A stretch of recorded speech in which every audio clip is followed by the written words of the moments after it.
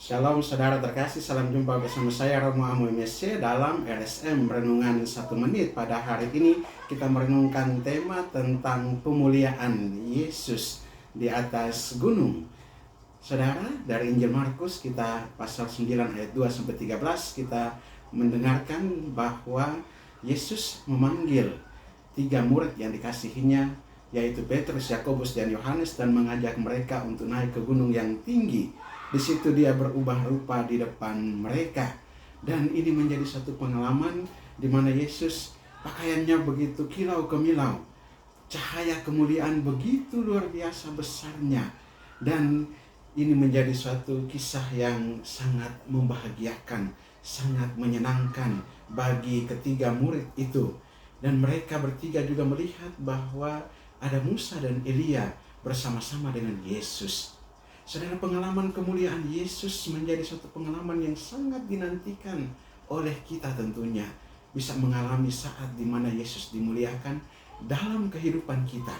Pengalaman di mana Yesus sungguh-sungguh masuk dan menjadi satu sumber kegembiraan dan cahaya kemuliaan bagi kita di tengah pengalaman dan di tengah situasi kita saat ini. Dan pengalaman seperti ini juga menjadi pengalaman yang sangat langka bagi setiap orang. Mau bermimpi untuk melihat kemuliaan Yesus saja itu suatu hal yang luar biasa besar. Apabila ada yang juga mengalami hal itu dalam mimpi-mimpi mereka. Tetapi pengalaman ini juga menjadi pengalaman sukacita rohani ketika kita sungguh-sungguh masuk dan menyatu dengan Yesus sendiri. Kita ingat Yesus memanggil 3 murid ini adalah murid-murid yang istimewa, murid-murid yang khusus bagi Yesus. Semoga kita juga menjadi bagian dari murid-murid ini dan mengalami peristiwa pemuliaan Yesus dalam kehidupan kita setiap hari. Saudara, peristiwa pemuliaan Yesus ini juga menggambarkan sebetulnya peristiwa kebangkitannya. Peristiwa di mana dia harus melewati sengsara, wafat, dan kebangkitannya. Dan ini disampaikan kepada murid-muridnya supaya mereka juga mulai memahami. Murid-muridnya mulai dipersiapkan untuk mengerti siapa Yesus dan misi atau karya penyelamatannya. Karena itu saudara terkasih, dari peristiwa pemuliaan pada saat Yesus dimuliakan, diubah rupanya di hadapan 3 muridnya, di situ mereka melihat kemuliaan sorgawi. Di situ mereka sungguh melihat dia sebagaimana adanya Allah yang maha mulia, Allah yang mulia dalam tubuh manusia. Saudara, setidaknya ada 3 hal dari pengalaman pemuliaan Yesus atau peristiwa pemuliaan Yesus ini. Yang pertama adalah dorongan bagi Yesus sementara ia menghadapi kematiannya di kayu salib. Tadi saya sudah katakan bahwa Yesus mempersiapkan murid-muridnya untuk mulai memahami misinya dengan masuk kepada penderitaan, masuk pada sengsara, wafat, dan kebangkitannya. Dan peristiwa pemuliaan ini juga adalah peristiwa pemuliaan akan kebangkitannya.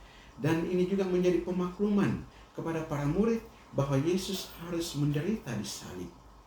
Dia harus menderita di salib. Dia katakan kepada para muridnya dalam bacaan hari ini bahwa dia harus melewati semuanya. Anak manusia harus menderita.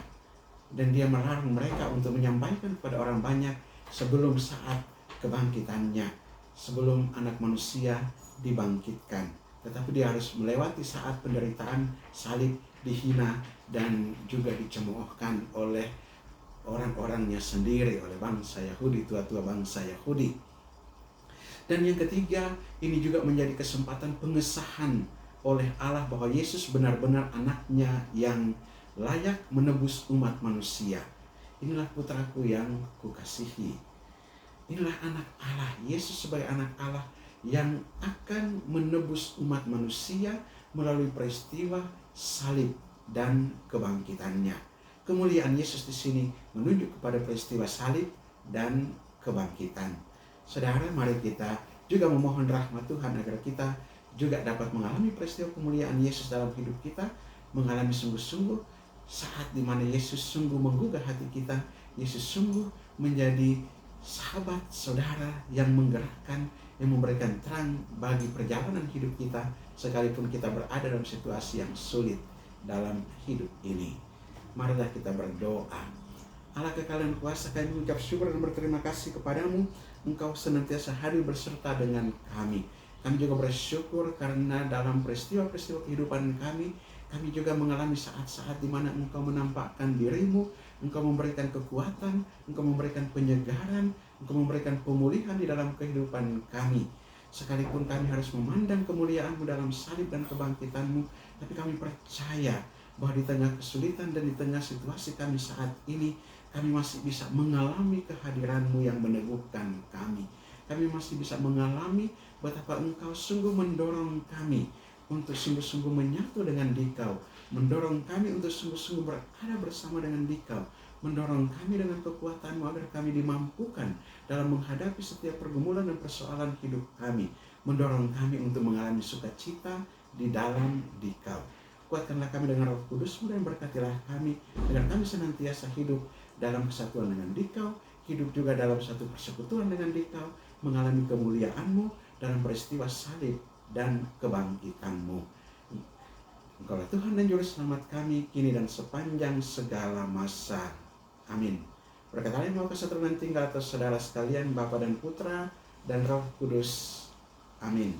Saudara terkasih, apabila Anda berkenan dengan renungan ini dan belum subscribe channel ini, Anda dapat subscribe dan klik tanda lonceng agar mendapatkan update renungan 1 menit setiap hari.